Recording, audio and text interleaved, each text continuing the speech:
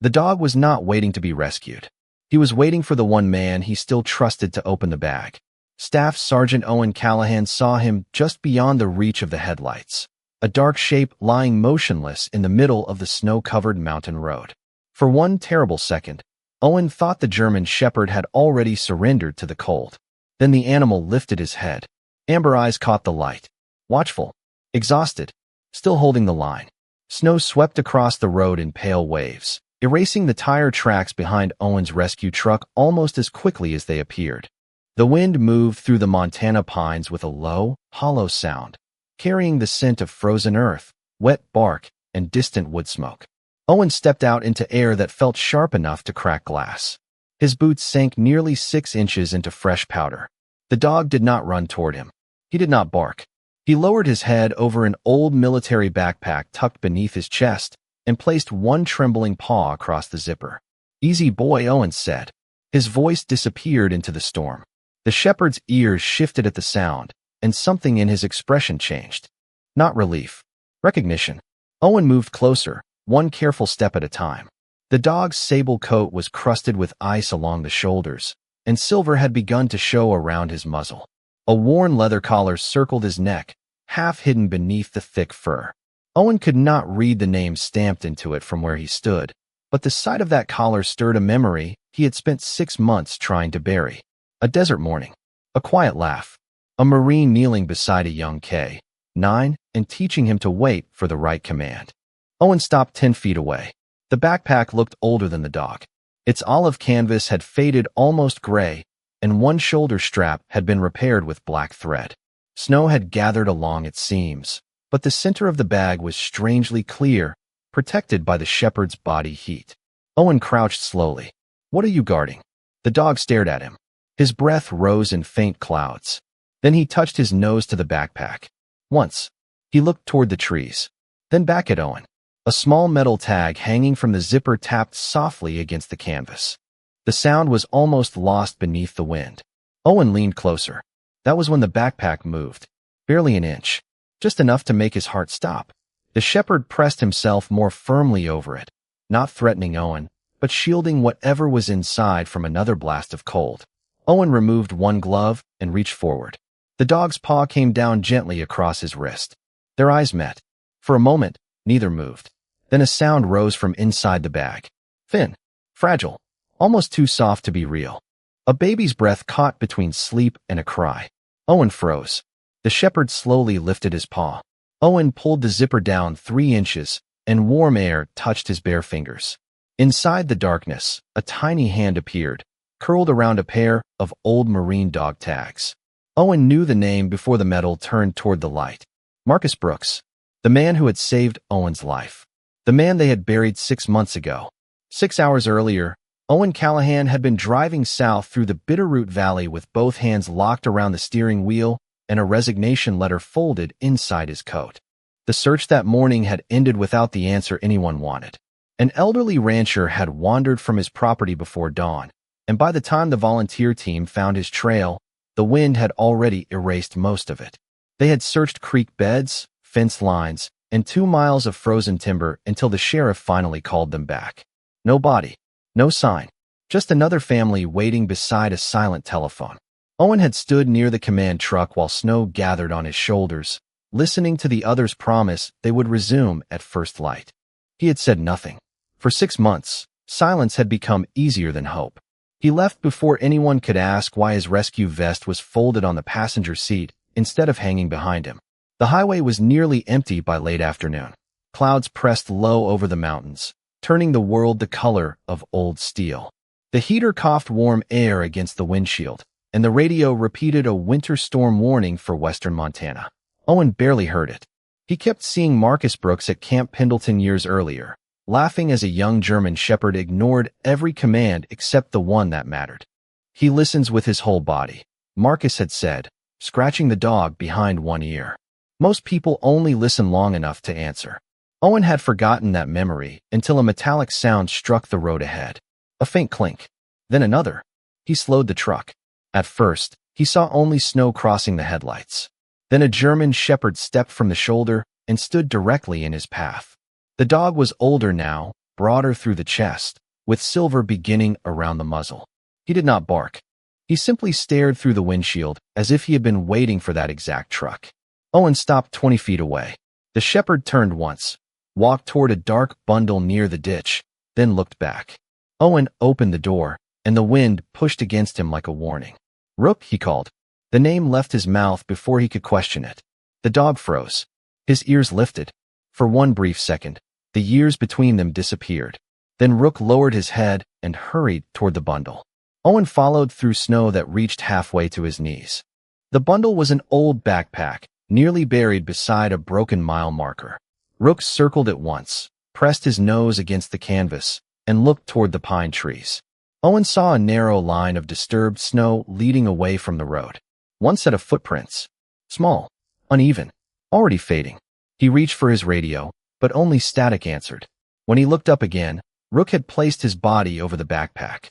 Not hiding it, protecting it. Owen took one step closer, and the dog touched his nose to the zipper, then looked toward the woods again. A message without words. Someone had left the road. Someone had trusted Rook to stay behind. And whatever waited inside that backpack was running out of time. Owen stopped 3 feet from the backpack and studied Rook the way he once studied unfamiliar ground overseas. The dog was not afraid. Fear scattered. Rook measured. His weight stayed balanced over all 4 paws, his shoulders low, his eyes moving between Owen, the backpack, and the dark tree line beyond the ditch. Snow collected along his back, but he barely shook. He was waiting for a decision. Owen slowly removed his gloves and held both hands where the dog could see them.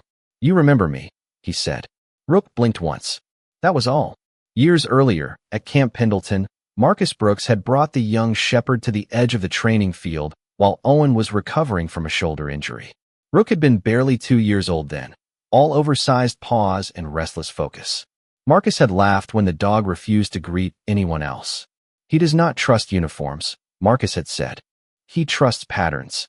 Owen had crouched, offered the back of his hand, and waited.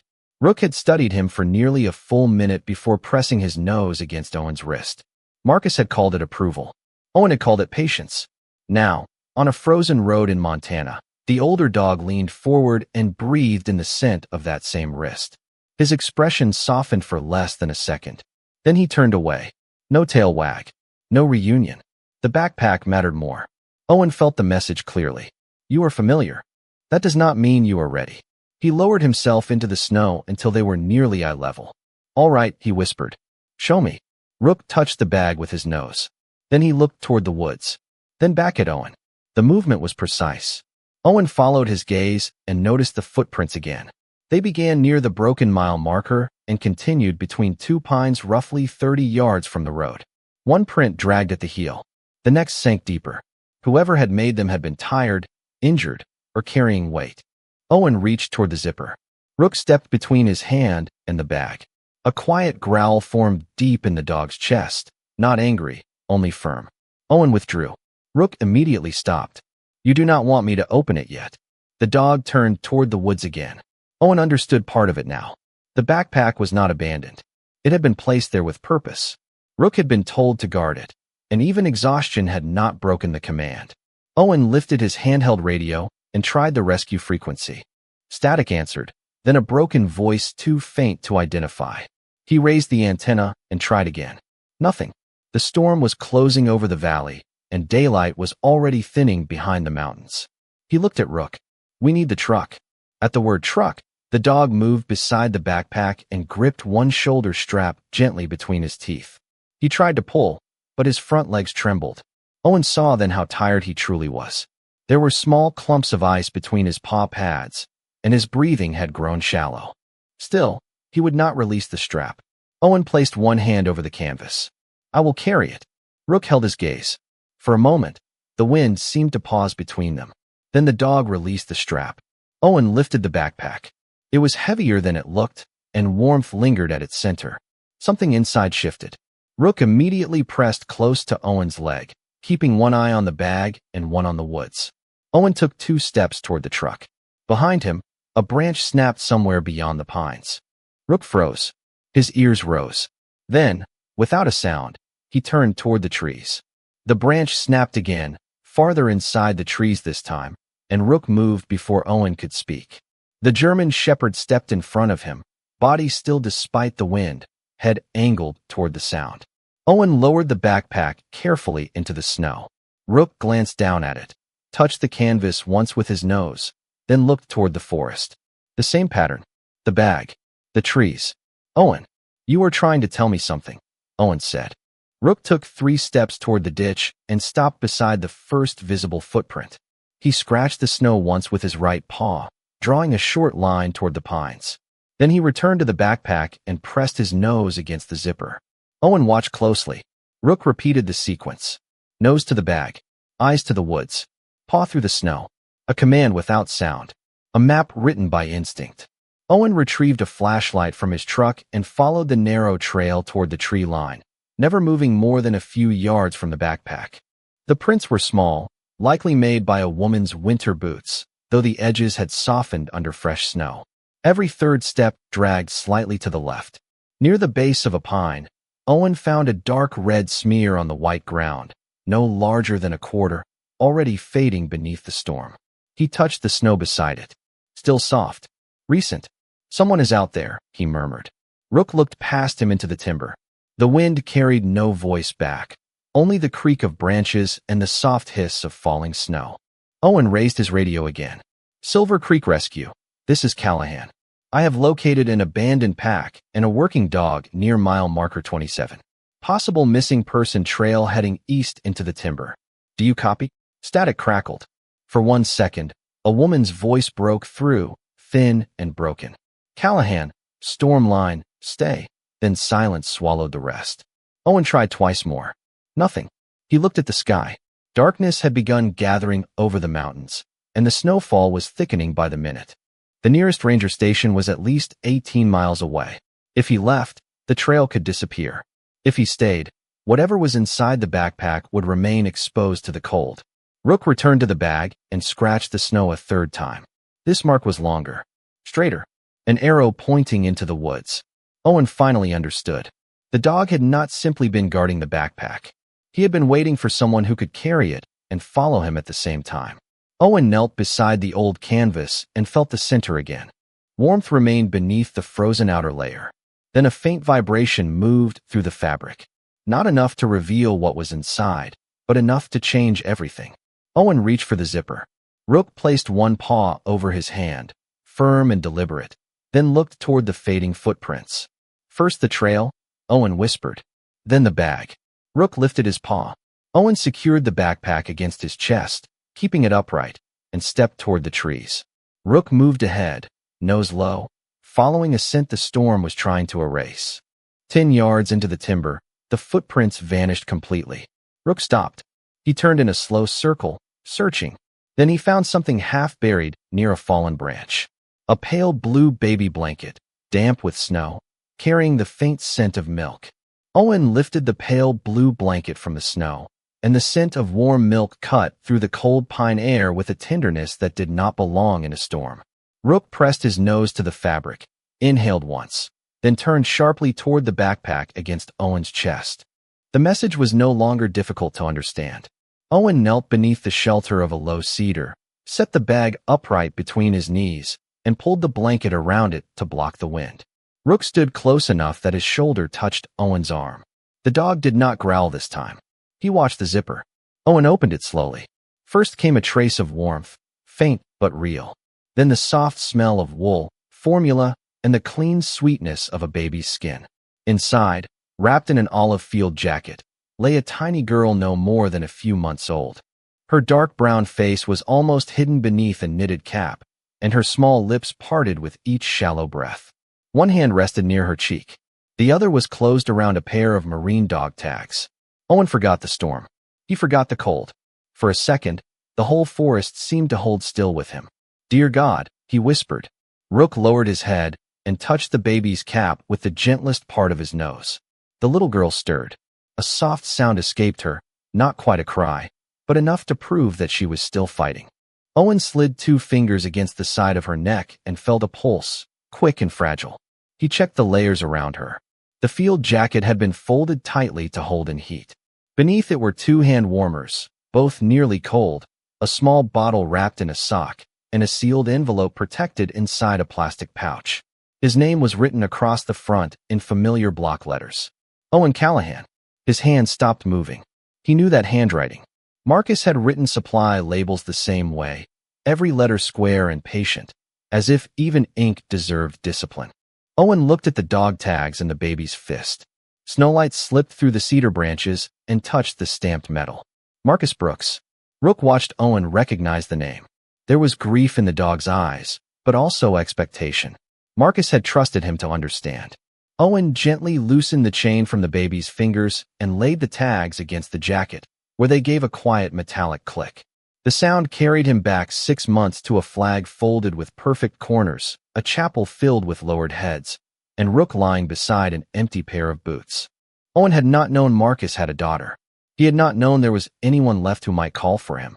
The baby's eyelids fluttered, revealing dark eyes that searched without focus until they found the movement of Rook's face. Her hand opened. Rook leaned closer, and her fingers caught a small patch of fur beneath his chin. The old shepherd became completely still. Owen felt something inside his chest break open, not with pain, but with responsibility. "Not tonight, little one," he said, wrapping the blue blanket over the field jacket. "Your father already saved me once." He lifted her carefully, keeping her close beneath his coat. Rook immediately turned toward the deeper woods. Owen glanced at the sealed letter, then at the fading trail. The child had been found, but the person who had placed her in the bag was still somewhere beyond the trees. Owen carried the baby back beneath the cedar branches, where the snow fell more softly and the wind could not reach them with its full strength. Rook remained beside him, restless but disciplined, his eyes returning again and again to the darkness beyond the trees. Owen tucked the child securely inside his coat, leaving enough space for her to breathe, then removed the sealed envelope from the plastic pouch. The paper inside was dry. Marcus had planned for rain, snow, and time. Owen unfolded the letter with fingers that no longer felt steady. The first line made him close his eyes. "Owen, if you are reading this, then Rook has found you." For several seconds, he heard only the quiet breathing against his chest and the soft scrape of the shepherd's paws in the snow. Marcus had written the letter before his final deployment, when Leah was still expecting their child. He explained that the baby's name would be Grace, because some gifts arrived after men had stopped believing they deserved them. He wrote that Owen had been chosen as her godfather, not because he was fearless, but because Marcus had seen the kindness Owen tried so hard to hide. The words grew heavier as Owen continued. "You have carried that day for too long. I saw the choice before I made it. I went back because you were my brother, and brothers do not calculate the price of bringing each other home. You do not owe me your life. You only owe yourself the courage to keep living it." Owen lowered the page. Snow melted against his eyelashes and ran down his face, warm for an instant before the cold took it. He remembered Marcus standing in the chapel doorway years earlier, holding 2 cups of coffee and pretending not to notice when Owen's hands shook after a difficult night. Marcus never asked questions that forced a man to lie. He simply stayed. Now his voice had returned through ink, calm and certain, reaching across 6 months of silence. Grace stirred beneath Owen's coat. Her tiny hand pressed against his shirt, directly over the folded resignation letter in his inner pocket. Owen almost laughed, though no sound came. Even now, Marcus had found a way to interrupt his surrender. He read the final lines. "Rook knows Leah's scent. He knows Grace's. Trust him when the road disappears. He will always bring you to the one who still needs you." Owen looked up. Rook was already facing east, where the footprints had vanished beneath fresh snow. The dog turned his head once, waiting. Owen folded Marcus's letter and placed it inside his coat beside Grace. "I hear you," he whispered. Whether he meant Marcus, Rook, or the small child breathing against his heart, he could not say. He tightened the blanket around Grace and rose carefully. His radio released a burst of static. Then a clear voice broke through. "Callahan, this is Deputy Rachel Monroe. We have your location. Stay near the road. Rescue crews are moving toward you." Owen lifted the radio. "I found an infant. She is alive, but cold. There is another missing person in the timber." Rachel's answer came quickly. "Do not enter alone. The storm is worsening. Bring the child to your vehicle and wait for us." Owen looked at Rook. The shepherd took several steps into the trees, stopped, and glanced back. Then he lowered his nose to the blue blanket still hanging from Owen's arm and turned toward the hidden trail. Owen understood. Grace had been protected. Her mother had not. He pressed the radio close. "Deputy Monroe, follow my truck lights. I am leaving the child at the road when you arrive." Rook moved deeper into the forest. Owen followed, carrying Grace beneath his coat and Marcus's final promise over his heart. Owen moved through the trees with Grace held close beneath his coat, following the dark shape of Rook as snow closed over every mark behind them. The shepherd kept a steady pace, never running so far that Owen lost sight of him, never slowing enough to suggest doubt. After nearly a quarter mile, the forest opened toward the road again, and red emergency lights flickered through the storm like distant embers. Deputy Rachel Monroe stepped from her cruiser before Owen reached the shoulder. She was in her early 40s, tall, calm, and wrapped in a heavy brown winter coat over her uniform. 2 volunteer medics followed with a thermal carrier and blankets. "The infant first," Rachel said. Her voice was firm, but her expression softened when Owen opened his coat. Grace gave a weak cry as the cold air touched her face. One medic checked her breathing while the other wrapped her in a heated blanket. "She is cold, but responsive," he said. "We need to move now." Owen handed over the field jacket, then hesitated before placing Marcus's dog tags beside Grace. Her small fingers closed around the chain almost immediately. Rachel noticed the name. "Brooks," she said quietly. Owen nodded. "Her father." The answer carried more weight than the 2 words should have held. The medic secured Grace inside the carrier. For the first time since finding the backpack, Rook stepped away from Owen and stood beside the baby. He watched every buckle close. He sniffed the blanket. Only when Grace released another faint sound did the tension leave his shoulders. Rachel lifted her radio. "Callahan, the highway department has closed the East Pass. Another storm band is moving in. We have less than an hour before this road becomes unsafe." Owen looked toward the trees. Her mother is still out there. Then the rescue team searches when visibility improves. She may not have that long. Rachel studied him, then looked at Rook. The shepherd had lowered his nose to the pale blue blanket hanging from Owen's arm. Without warning, he gripped one corner, pulled it free, and ran toward the forest. "Rook," Owen called. The dog stopped near the ditch, turned once, and pressed his nose into the fabric. Grace's scent. Then he disappeared between the pines. Owen understood what the shepherd was doing. The storm had erased Leah's footprints, but the blanket carried the scent of the child she had held. Rook was rebuilding the trail from the one thing the snow could not take. Rachel exhaled slowly. "You trust that dog?" Owen watched the darkness where Rook had vanished. Marcus did.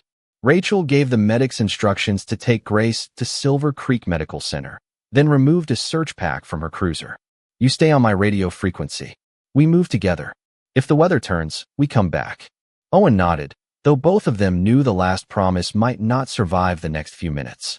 They entered the timber with flashlights low and heads bent against the wind. Rook waited 50 yards ahead beside a narrow service road buried beneath snow. He dropped the blanket and looked toward a steep slope descending between the trees. Far below, something reflected Owen's flashlight. A strip of silver metal. Rachel raised her light. The outline of a vehicle emerged beneath the snow, tilted against a stand of young pines. Rook started down the slope. Owen followed, and the folded letter inside his coat moved against his heart with every step. The vehicle rested at an angle beneath the young pines, its front end buried in a drift and one rear wheel suspended above the frozen ground. Snow had gathered across the roof, softening its shape until it looked like something the mountain had been trying to hide. Rook reached it first. He circled the driver's side, nose close to the metal, then stopped beside a door that had not closed completely. Owen pulled it open while Rachel held her flashlight over his shoulder. The interior smelled of cold fabric, spilled coffee, and the faint sweetness of baby formula. A child's safety seat was secured in the back, but it was empty. One tiny mitten lay against the buckle. Owen stared at it for a moment, imagining Leah alone on the slope, trying to decide what could be carried and what had to be trusted to a dog. Rook placed both front paws on the rear floor and searched every corner with his nose. He found a second bottle beneath the seat, then turned toward the open door and whined once. It was the first sound of distress Owen had heard from him. She took Grace out before she left, Rachel said. Owen nodded. Then she put her in the backpack and sent Rook uphill. He searched the center console and found a cellular telephone wedged beneath a folded road map. The screen was cracked, but a small red light still blinked. 3 unsent messages waited on the display. None had enough signal to leave the mountain. Rachel opened the first. It was addressed to emergency services and contained only their location.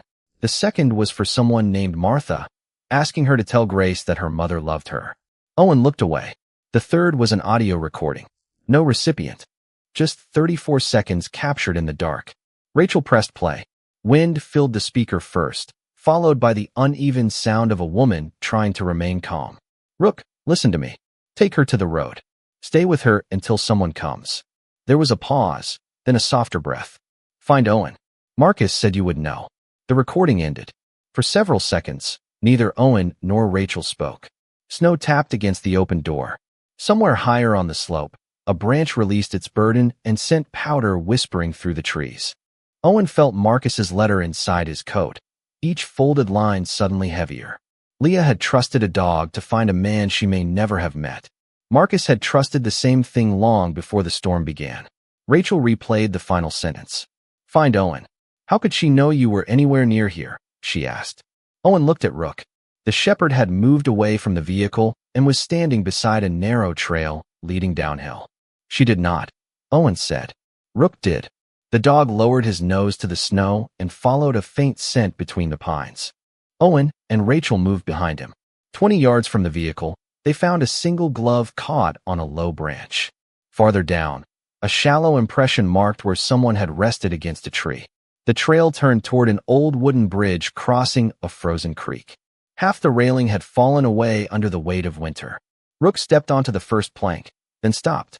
The blue blanket slipped from his mouth and landed at his feet. He did not look toward the creek below. He stared at the rocky bank beneath the bridge, where snow had gathered against a dark opening. Then he began to scratch. Rook dug at the snow beneath the bridge with a focus that made the cold seem distant. Owen dropped beside him and used both hands to clear the bank, pushing aside loose powder until his fingers struck packed ice. Rachel moved to the opposite side, sweeping her flashlight across the frozen creek. At first, she saw only a broken line of footprints ending near the missing section of railing. The trail stops here, she said. She may have gone into the water. Owen looked down. The creek was covered by a pale sheet of ice, smooth except for drifting snow. No opening. No torn edge. Nothing to suggest anyone had fallen through. Rook did not even glance toward it. He kept scratching at the dark space beneath the bridge, then pressed one ear against the ground. Owen remembered what Marcus had written. Trust him when the road disappears. The creek is the wrong trail, Owen said. He lay flat beside Rook and placed his ear against the frozen earth. For several seconds, he heard only the distant movement of water beneath ice and the soft rhythm of the dog's breathing. Then came 3 faint taps. Slow, uneven, deliberate. Owen held his breath. Silence returned. He knocked 3 times against the bank with his gloved fist. A pause followed. Then 3 taps answered from below. Rachel was already reaching for her radio. We have contact. Possible survivor beneath the east side of the bridge, near the drainage channel. Static interrupted her transmission, but part of the message carried through. Owen cleared more snow and uncovered the edge of a corrugated metal culvert running beneath the road. Its entrance had been nearly sealed by ice and fallen branches. A narrow opening remained near the top, barely wide enough for a person to crawl through. Rook pushed his nose into the gap and released a low, urgent whine. From inside came a woman's voice, so faint that Owen almost mistook it for the wind. Grace, she is safe? Owen called. Your daughter is safe. The silence that followed felt different. Not empty. Relieved. A soft sob traveled through the metal tunnel, fragile but alive. Rook found her, Owen continued. He brought us back to you. Rachel knelt near the opening and shined her light inside. The beam reached only a few feet before darkness swallowed it. Can you tell us your name? She asked. Leah Brooks. Owen closed his eyes for one brief second. The name connected the final line between the dog, the child, and the letter over his heart. Leah, this is Owen Callahan. A quiet breath came from the tunnel. Marcus said you would come. The words settled over him more heavily than the snow. Owen removed his rescue pack and fastened a rope around his waist, while Rachel anchored the other end to a bridge support. "Stay awake," he called. "Keep talking to us." Rook moved toward the opening, but Owen placed a hand against his chest. "You have done your part." The shepherd looked at him, then lowered himself beside the culvert, ears forward, refusing to leave. Owen crawled into the narrow passage. The metal was cold beneath his elbows, and the space grew tighter with every foot. After nearly 20 feet, his flashlight found Leah curled beside the inner wall, one leg pinned beneath a fallen branch. Her face was pale with cold, but her eyes were open. In one hand, she still held the torn strap from the old backpack. "Is she really safe?" Leah whispered. Owen reached her and covered her hand with his. "Grace is waiting for you." Behind him, 3 quiet taps sounded against the metal. Rook was still listening.